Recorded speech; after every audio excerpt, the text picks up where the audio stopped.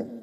چونٹی کو ہم کیا سمجھتے ہیں؟ کچھ بھی نہیں، پاؤں کے تلے آ بھی گئی تو ہم کہتے ہیں چونٹی ہی تو تھی نا، چلی گئی نا، کوئی پریشانی کی بات ہم محسوس نہیں کرتے، کوئی وقت کوئی اہمیت چونٹی کو ہم نہیں دیتے۔ اچھا، اس چونٹی کو اللہ نے کتنا زیادہ شعور دیا ہے۔ اللہ یہ سمجھانا چاہ رہا ہے کہ میں نے ایک چونٹی کا ذہن اتنا زیادہ رکھا ہے کہ وہ ایک چونٹی اٹھ کر ساری کی ساری چونٹیوں کو کہہ رہی ہے کہ تم نے سلیمان کے لشکر سے بچنا ہے۔ یہ ہمدردی اللہ نے جانوروں کے اندر رکھی ہوئی ہے، حیوانوں کے اندر رکھی ہوئی ہے۔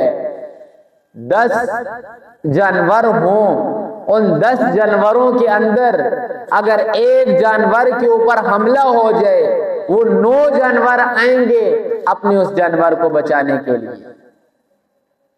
بیڑیا آ جائے، شیر آ جائے حملہ کرنے کے لیے ایک جانور کے اوپر، ہرن لے لیں، کوئی چیز لے لیں، وہ 9 جانور اس اپنی جنس والے کو، ایسا اس کا جانور ہے، اسے بچانے کے لیے وہ آئیں گے کہ نہیں آئیں گے؟ یہ شعور اللہ نے کس کے اندر رکھا ہے؟ حیوانوں کے اندر۔ اور حیوان کون ہے؟